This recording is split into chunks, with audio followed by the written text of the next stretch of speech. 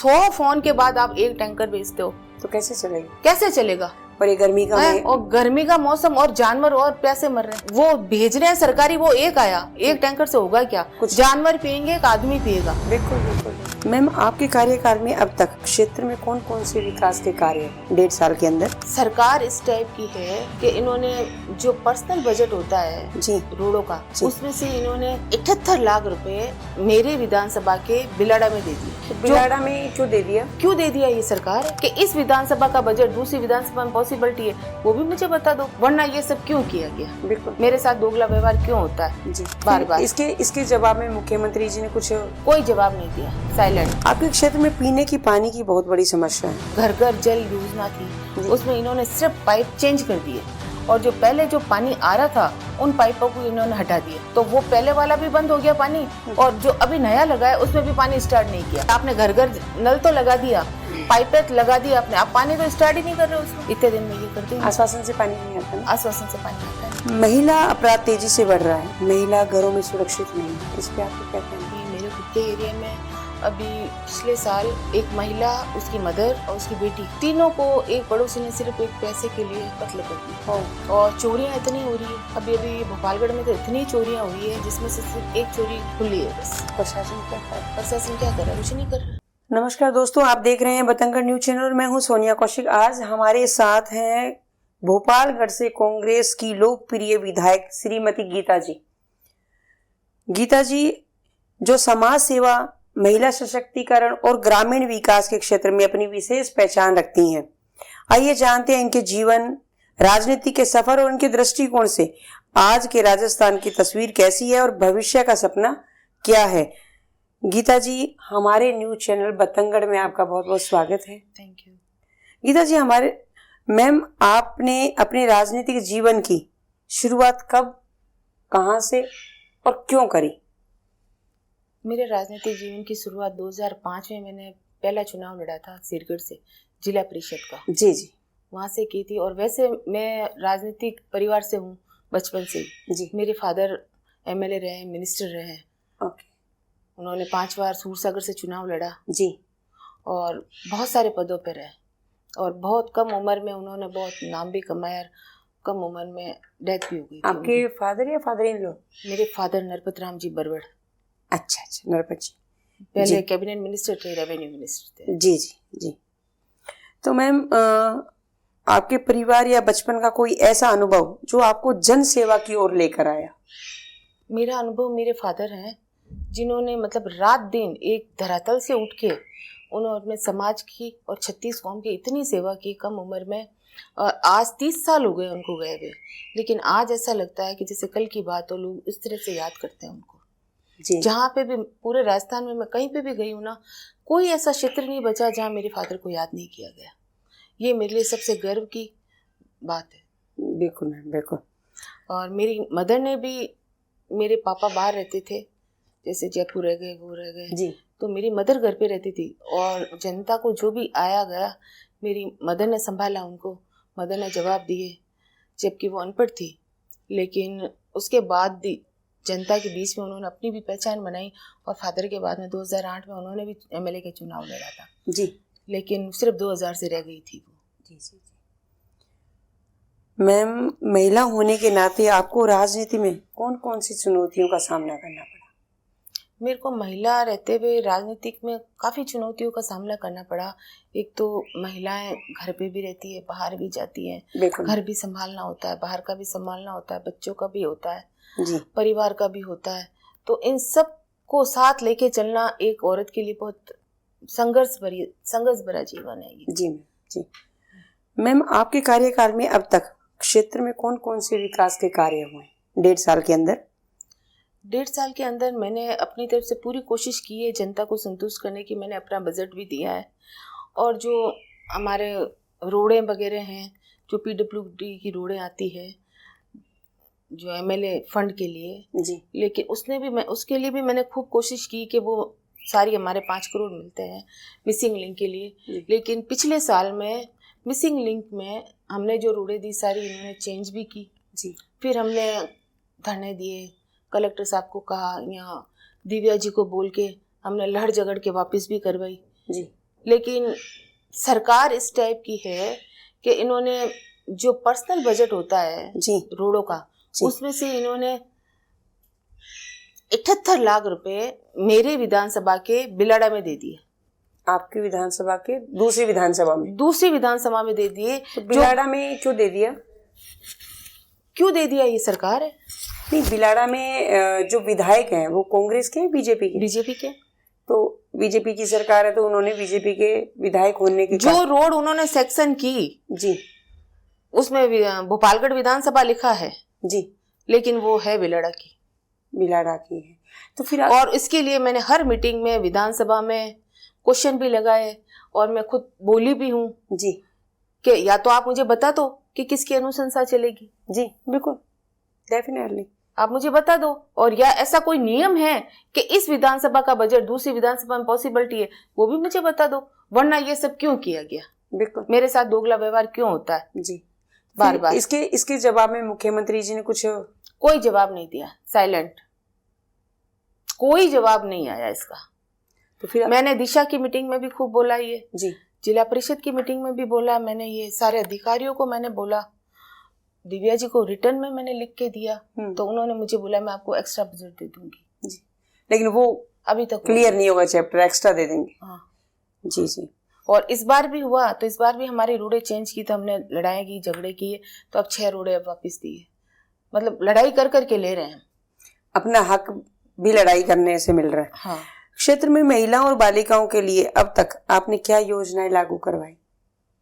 क्षेत्र में बालिकाओं के लिए अभी मैंने हर स्कूलों में बुक्स वगैरह भी दी है, और ये स्कूलों के अंदर जो पेड़ पौधे वगैरह हैं, और बच्चियों के लिए मैंने अलग से स्कूटियां देने का भी वो किया है कि भाई अलग से जो अच्छी परसेंटेज पे, हाँ परसेंटेज पे, उसके लिए भी दिया है जी। और अच्छे अंक जो लेके आ रही हैं बच्चियां, उनको मैंने दूसरी योजनाओं के तहत उनको अच्छा फंड भी दिलवाने की कोशिश की है। जी जी।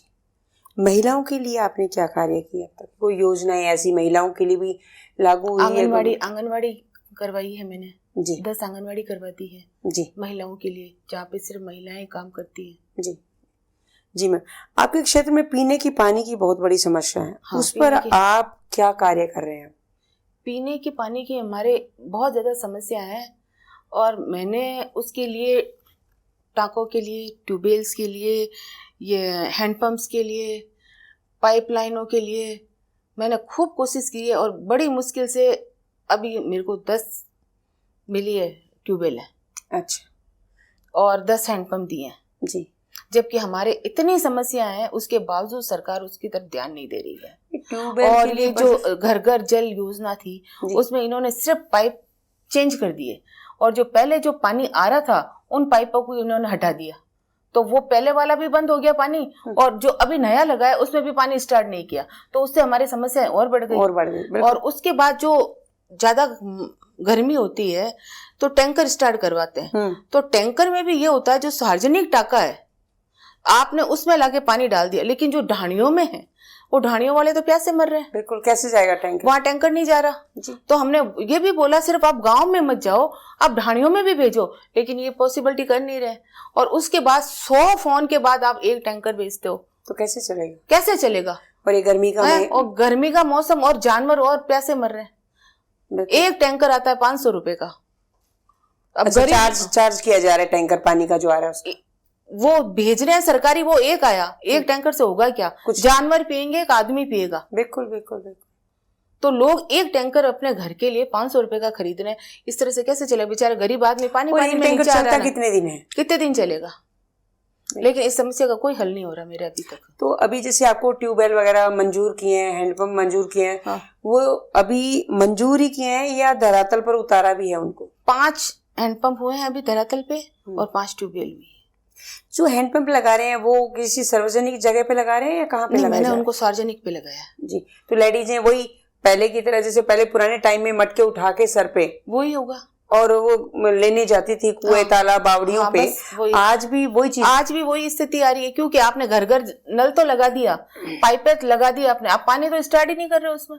तो घर घर जल पहुंचाने वाली स्कीम का क्या हुआ? फेल है वो। और उसके बावजूद आपने एक मोहल्ले में एक गली में लगा दिया, दूसरी गली छोड़ दी आपने, एक मोहल्ला छोड़ दिया आपने, कहीं कहीं गांव छोड़ दिया आपने। कहाँ जाएंगे पानी के लिए? कहाँ जाएंगे वो? ये चीजें मैंने विधानसभा में मेरी तरफ से पूरी बोली है जी, और क्वेश्चन भी लगाए। मैंने कहा मेरे एरिया में सबसे ज्यादा पानी की किल्लत है, और जोधपुर में जब पिछली गर्मी में भी सबसे ज्यादा किल्लत भोपालगढ़ में हुई, उसके बावजूद आप ध्यान नहीं दे रहे हो। मेन समस्याएं रोड, बिजली और पानी। बिजली और पानी, ये पानी की समस्या मेन है, जो आदमी उसके बगैर जीवित नहीं रह सकता। जीवित नहीं रह सकता, लेकिन आप उस पर ध्यान ही नहीं दे रहे हो। सरकार बिल्कुल आंख बंद करके बैठी है। हमने इतने धरने दिए, प्रदर्शन किए हैं, रोज धरने देते हैं पानी के लिए, रोज धरने देते हैं हम लोग, कोई समाधान नहीं। हाँ, बस आश्वासन होता है, इतने दिन में ये कर देंगे। आश्वासन से पानी नहीं आता ना। आश्वासन से पानी आता नहीं। महिला अपराध तेजी से बढ़ रहा है, महिला घरों में सुरक्षित नहीं है, इस पे आपका क्या कहना है? महिला घरों में सुरक्षित बिल्कुल भी नहीं है। मेरे खुद के एरिया में अभी पिछले साल एक महिला, उसकी मदर और उसकी बेटी, तीनों को एक पड़ोसी ने सिर्फ एक पैसे के लिए कत्ल कर दिया, तीनों को। और चोरियां इतनी हो रही है, अभी भोपालगढ़ में तो इतनी चोरियां हुई है जिसमें से सिर्फ एक चोरी खुली है बस। प्रशासन क्या कर रहा है? प्रशासन क्या कर रहा है? कुछ नहीं कर रहा। क्या आपको लगता है मैम कि वर्तमान राज्य सरकार जनता की अपेक्षाओं पे खरी नहीं उतर रही? नहीं उतर रही जी। क्या आपको लगता है कि अगली बार यदि कांग्रेस की सरकार आती है तो आप मुख्यमंत्री किसे देखना चाहेंगे, सचिन पायलट जी या गहलोत साहब या कोई और चेहरा? यदि सरकार आती है, जो भी हाईकमान जिसको बनाए हमारे लिए उतारेंगे, हम तो उनके साथ हैं। बहुत बढ़िया। अगली बार झालावाड़ में अभी जो हादसा हुआ था, स्कूल की छत गिरी, छत गिरने से 7 बच्चों की मौत हो गई, काफी बच्चे घायल हुए हैं, इसमें आप किसको जिम्मेदार मानते हैं? सरकार को जिम्मेदार मानती हूँ। जब हम ये चीज़ लिख के दे रहे हैं कि यहाँ स्कूलें जर्जर अवस्था में हैं, इनकी मरम्मत कराओ, यहाँ पे कमरे बनवाओ, या आप बिल्डिंग हटा के दूसरी बनाओ, तो आप क्यों नहीं कर रहे हो? मैंने खुद ने अपने एरिया की कितने स्कूलों के लिख के दिए हैं जो जर्जर अवस्था में है, कभी भी गिर सकती है। आप कर ही नहीं रहे हो, उसके काम ही नहीं कर रहे हो। तो उस पर कोई रिएक्शन नहीं हुआ अभी तक। तो कितनी बार, आप कितने दिन से लिख के दे रहे हैं मैम? काफी लंबा टाइम हो गया मेरे को तो लिखते देते हुए। पिछले बारिश आई है ना, बारिश से मैं लिख के दे रही हूँ, पिछली बारिश से, पिछले साल से। पिछले साल 1 साल का टाइम हो गया। इसके बीच में कुछ भी हो सकता है? कुछ भी नहीं हुआ है अभी तक। नहीं, हादसा कुछ भी हो सकता है जी, कुछ भी हादसा हो सकता है। तो मैम जब पानी पूरा घेर रहा है, बच्चे बैठ नहीं पा रहे हैं, जब आपको दिख रहा है कि ये स्थिति है, तो आप क्यों नहीं काम करवा रहे हो? तो मैम एक चीज बताइए, आप सरकार जिम्मेदार है, जर्जर अवस्था में स्कूलों की स्थितियां है, बिल्डिंगें हैं। कई स्कूलों में तो मैंने अपना पर्सनल बजट दिया है इसके लिए जी। तो लेकिन एक चीज बताइए मैम, जैसे अभी जबकि ये सरकार का नियम है कि सरकार इस काम को कराए। बिल्कुल शिक्षा विभाग के जो मिनिस्टर हैं, शिक्षा विभाग वो करवाए इस काम को। लेकिन मैम एक चीज बताइए, जैसे सरकार जिम्मेदार है, तो फिर 5 टीचरों को सस्पेंड क्यों किया गया? 5 टीचरों को सस्पेंड इसलिए किया गया कि वो सामने आ गया चीज, जो ढकी हुई चीजें हैं वो क्यों नहीं देख रहे हो आप?